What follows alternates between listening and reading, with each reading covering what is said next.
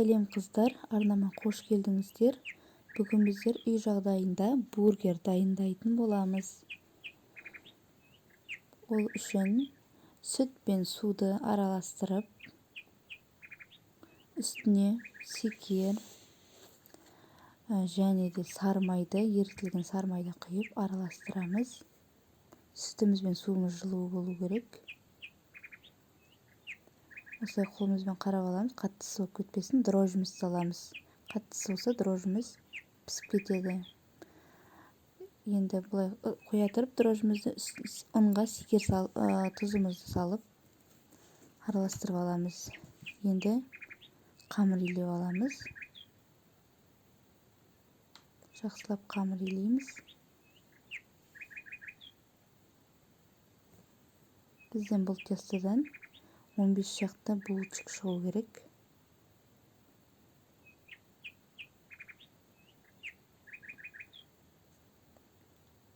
Жақсылап иленген қамырымызды екіге бөлеміз. Мен бір қамырымды қызыл цветке бояйын деп отырмын. Тестаны илемей тұрып, теңдей бөліп алып та краситель қосуға болады. Мен олай істеген жоқпын. Оны әбден илеп алғаннан кейін барып та қосуға болады. Ондан ешқандай разница жоқ. Осындай гелевый красителімізді қосамыз. Көп етіп қосамыз, сонда цветіміз қанық, әдемі шығу үшін. Қамырларымыз дайын. Енді көтерілуге бетін жауып, қамырларымызды қойып қоямыз. Көтерілген қамырымызды 80 граммнан осылай бөліп аламыз. Әрқайсысын 80 граммнан весімен өлшеп отырып істеген ыңғайлы. Біреу үлкен, біреу кіші болмайды, бәрі бір формада шығу үшін мен осылай весімен өлшеп аламын. Әрбір булочкамызды 80 граммнан өлшеп, противеньге салып, көтерілуге қойып қоямыз.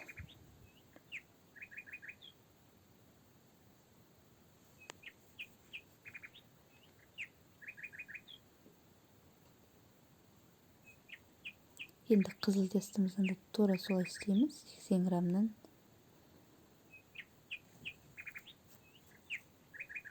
Бұл тестадан бана айтып өттім, бізден 15 шақты бургер шығу керек. Қалған тестасын көп болып кетсеңіз, морозилкаға салып тастауыңызға болады. Керегіңізше ғана жасап, қалған морозилкаға қатырып қойып келесі неге жасауға болады. Осылай готовыйлерімізді, булочкаларымызды бетін жауып қойып қоямыз. Көтерілгеннен кейін бетіне жұмыртқаның сарысын жағып,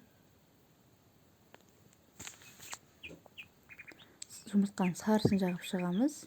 Бургердің булочкаларының бетіне әдемі болып қызарып пісу үшін.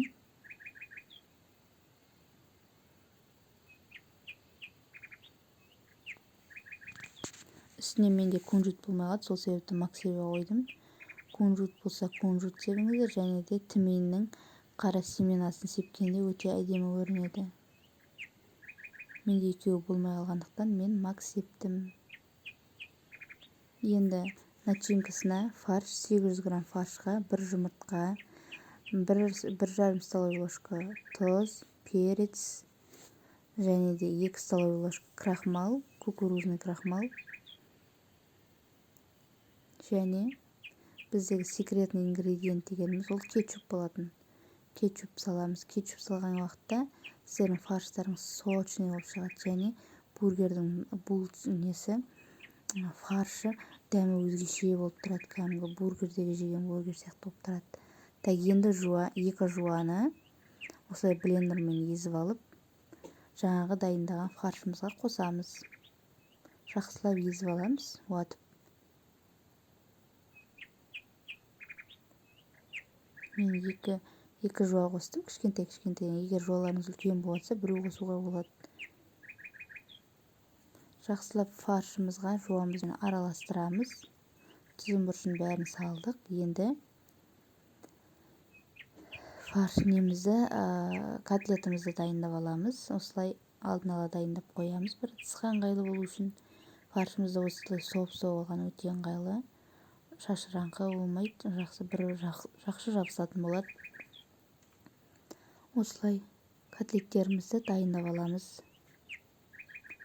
сковородкада қызып тұрған майға котлеттерімізді салып алдын аударып пісіріп аламыз. Пісіп шыққан котлеттерімізді духовкаға салып 10-15 минуттай духовкада пісіріп аламыз. Әбден пісу үшін, шешеке болып қалмас үшін духовкада осылай пісіріп аласыздар 10-15 минут.